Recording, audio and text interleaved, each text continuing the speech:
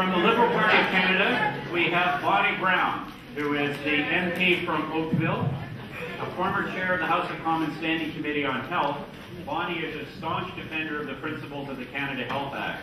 And so I just wondered if maybe she would have preferred to be at the demonstrations going on this weekend in Vancouver, where the council will be picketing the annual meeting of the Canadian Medical Association. Because Dr. Bonnie Day, who runs a private clinic in Vancouver and is a leading advocate of privatizing Canada's medical system, will be taking over leadership of the CMA. So,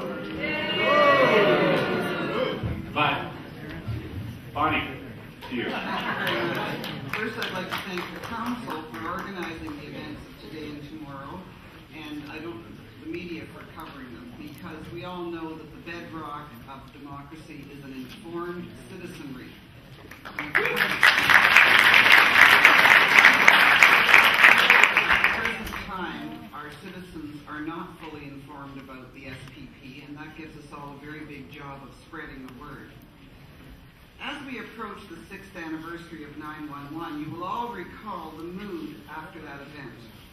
Statements coming out of Washington included, the terrorists came from Canada.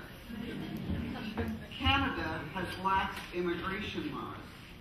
Canada's borders are not secure, which led to the final statement, which was, we have to close down our Canadian border. At that point, alarm bells went off in Ottawa and across the country. With 80% of our exports going to the U.S., a closed border would have brought economic disaster to us. There would have been shutdowns, layoffs, and economic hardship for many Canadian families. At that time, security was the only consideration in Washington. And let's give credit where credit was due. It was the aggressive business lobby in both countries that was able to explain the economic implications of some of the security changes being considered. And through their work, it became obvious to all, citizens and government, that there had to be a balance between security and prosperity. In search of both, in a balanced way, this partnership was born. In Canada, the partnership was planned to include civil society, with all ministers leading public consultations. We believed at the time when we were in government that society's input would have kept security and prosperity in balance and would have broadened the definition of both words to include the impacts on the lives of citizens and their families. Today it seems the process is veiled in secrecy and shielded from both Parliament and civil society. Canadian participation seems to be limited to the Prime Minister and a few civil servants, and 10 appointed CEOs of large corporations, 2 of whom happen to be American citizens. Now, no one is saying big business should not have any say in the matter. Where are the representatives of labor, of health, the environment, our culture, and those average Canadians who are concerned about their Canadian identity? They may be here, but they're not there in Montebello. So this process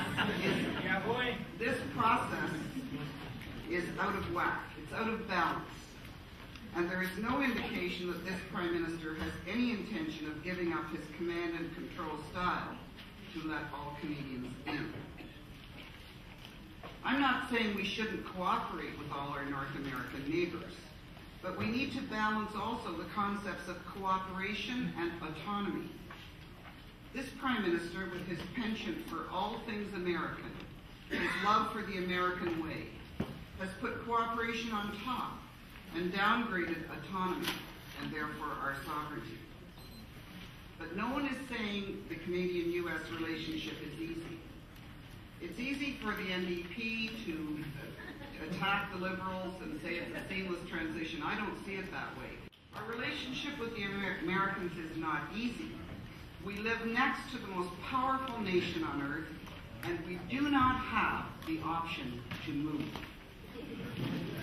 It takes sophistication and finesse. It takes a knowledge of history. It takes an understanding of Canadians' pride in the Canadian way to steer a balanced course. These are not assets enjoyed by the current Prime Minister.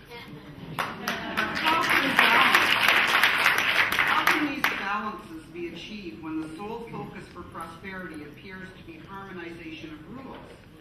Let's think about health for a moment and two examples from the spring session of Parliament. The first example concerns the Quarantine Act enacted by the Liberal government following SARS. The Act required all commercial carriers bringing goods or people into Canada to report any known or suspected instances of communicable diseases before entering the country, in order to enable quarantine officers to deal with each case at point of entry.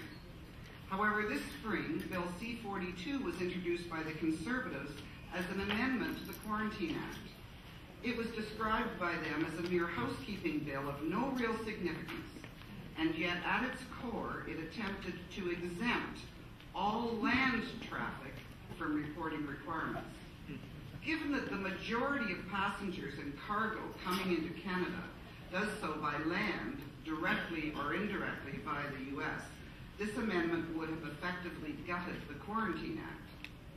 Fortunately, opposition party members caught on to what was going on and forced the government to amend the bill, which happened right at the Health Committee, and therefore full reporting requirements were restored. This experience gave me cause for much concern.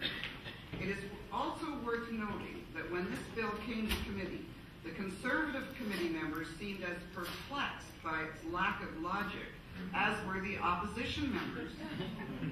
Clearly, this bill had been devised by a bureaucratic working group operating to fulfill the SPP, and we cannot blame the Conservatives for it. It was not the result of their policy development process.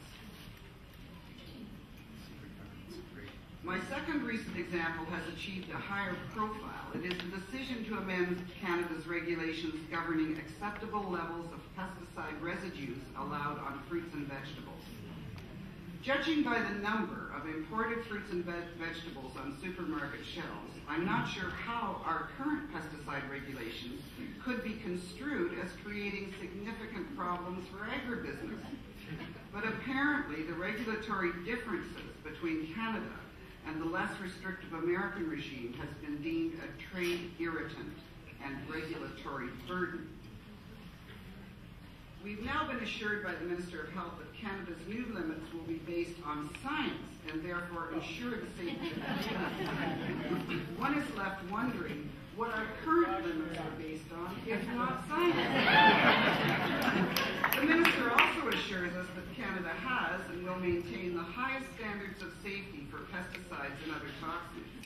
However, Canada's current standards only seem appropriate when compared to the United States, where 40% of regulated pesticides limits are higher than ours. America's standards are set by the Environmental Protection Agency, an agency that was reorganized by the Bush administration and has since been condemned by scientists within the United States for its cozy relationship with industry. On a related front, there are those who are advocating a tested once policy for pharmaceuticals.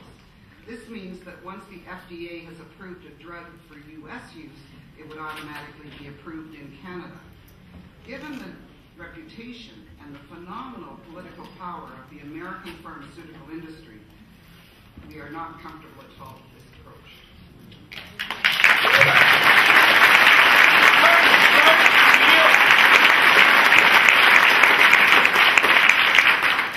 We were lucky with the Quarantine Act because it was a piece of legislation and had to come before Parliament.